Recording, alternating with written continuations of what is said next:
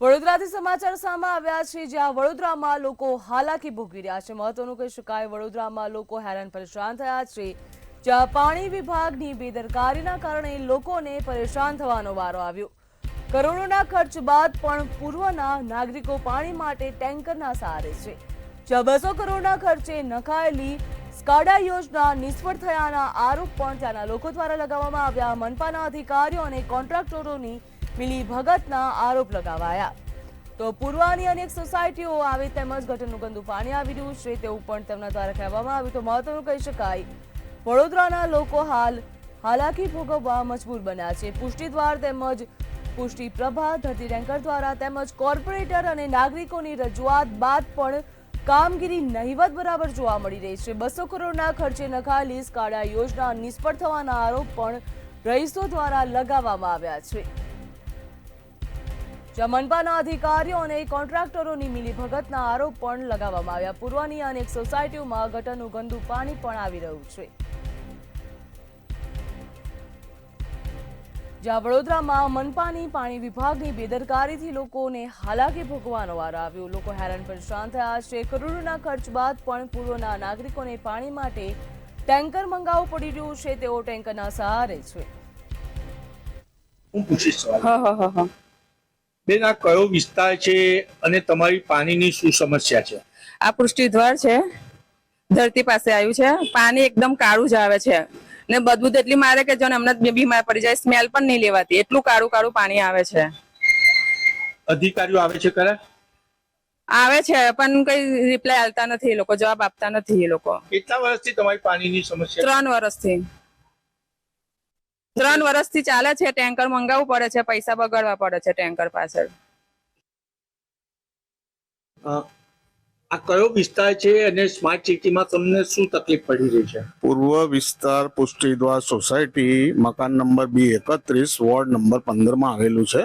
અને અમારી સોસાયટીમાં ઘણા સમયથી એટલું ગંદુ પાણી આવે છે કે જેની કોઈ વાત જ નહીં કરવાની। મારી પાણીની ટાંકી એટલું ખરાબ પાણી છે કે એમાં ગટર પાણીની ટાંકી સાફ કરવા વાળો પણ એવું કહે છે કે ભાઈ તમારી ટાંકી સાફ મારાથી નહીં થાય, એટલું દુર્ગંધ ને ગંદુ પાણી છે। મેં એને એવું કીધું કે ભાઈ સાફ તો કર, હું તને પૈસા આપીશ, કેટલા પૈસા લઈશ? કે પૈસાનો સવાલ નથી, પાણી સાફ જ થાય એવું નથી। અને આપણા ભારત દેશના પ્રધાનમંત્રી એવું કહે છે કે નળ સે જલ, નળ સે જળ। એટલે નળ સે જલ, પણ જલ કેવું છે એ તો જુઓ તમે, ગટરનું પાણી આવે છે। પ્રજા હેરાન થઈ રહી છે, ટેન્કર મંગાવવા પડે છે।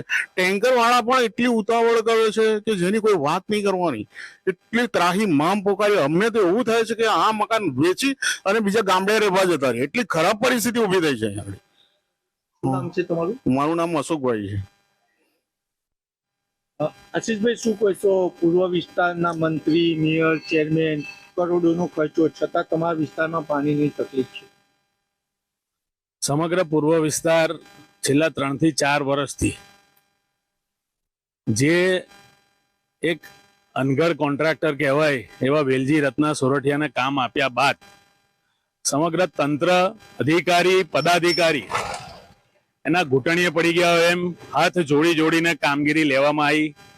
કામગીરી હજુ પૂર્ણ થઈ નથી, છતાં પણ 25 તારીખે જે શટડાઉન થયું એમાં જાહેર કરી દીધું કે આજવાથી નવીન પાણીની લાઈનનું કામ પૂર્ણ થયા બાદ 5 થી 6 MLD પૂર્વ વિસ્તારને વધારે પાણી મળશે। આજે 25 તારીખે લીધેલા શટડાઉન બાદ પણ નવું પાણીનું ટીપું એક પણ આવ્યું નથી। વિસ્તારમાં સૌથી મોટી સમસ્યા રોજે રોજ ડ્રેનેજ ભરાય, ગંદુ પાણી આવે। પાણી આપે, ચોખ્ખું આપે, ભલે ફક્ત 10 થી 15 મિનિટ આપે પણ ચોખ્ખું આપે। આપ જોઈ શકો છો કે અહીંયા પુષ્ટિદ્વાર, પુષ્ટિપ્રભા, ધરતી ટેનામેન્ટ, મનોરથ, જલારામ નગર, આ નાગરિકો વેરો ભરીને 1200 રૂપિયાનો વેરો પણ ભરે છે, પાણીના જગ પણ મંગાવે છે અને આવા અનગઢ વહીવટના કારણે લીધેલા શટડાઉનમાં 1000 રૂપિયાની પાણીની ટેન્કરો પણ મંગાવે છે પોતાના। સ્માર્ટ સિટી વડોદરા મહાનગરપાલિકાનું પાણી વિભાગ પાણી વગરનું સાબિત થયું છે। સ્માર્ટ સિટી વડોદરામાં પ્રધાનમંત્રી નળ સે જલ યોજના અને મુખ્યમંત્રી ભૂપેન્દ્રભાઈ પટેલ નાગરિકોની સુખાકારી માટે કરોડોની ગ્રાન્ટ આપે છે, પરંતુ અદ્ભુત કોન્ટ્રાક્ટર રતન એટલે વીરજી રતન સોરઠિયાના પાપે પૂર્વ વિસ્તારમાં આજે પણ પાણી નથી મળી રહ્યું. આ સ્ક્રીન પર જોઈ રહ્યા છો, વીરજી રતન સોરઠિયાને આ કામ સોંપવામાં આવ્યું. 2020 થી આ કામ સોંપવામાં આવ્યું અને 2023માં તત્કાલીન કમિશનરે આ વીરજી રતન સોરઠિયાને બ્લેકલિસ્ટ કરવાની દરખાસ્ત મોકલી, પરંતુ સ્થાયી સમિતિ વીરજી રતન સોરઠિયાની તિજોરીમાં કેદ હોય તેમ કોઈ કડક કાર્યવાહી ન કરીને હજુ 5 વર્ષ થયા, હજુ વીરજી રતન સોરઠિયાએ કામ પૂર્ણ નથી કર્યું અને આપ સ્ક્રીન પર જોઈ રહ્યા છો એમ ગોકળ ગતિથી કામ કરી રહ્યા છે. વડોદરા મહાનગરપાલિકાએ 200 કરોડની સ્કાડાની સિસ્ટમ લગાવી છે, પરંતુ પાણી આજે પણ લીક છે અને તે સિસ્ટમ ફેલ છે.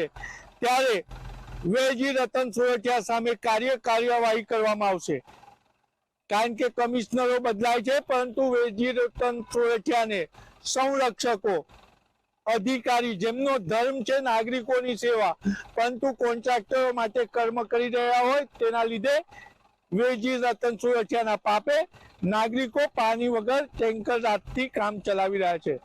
કેમેરામેન કેતન સિંધે સાથે નિલેશ બ્રહ્મભટ્ટ, મંતવ્ય ન્યૂઝ, વડોદરા.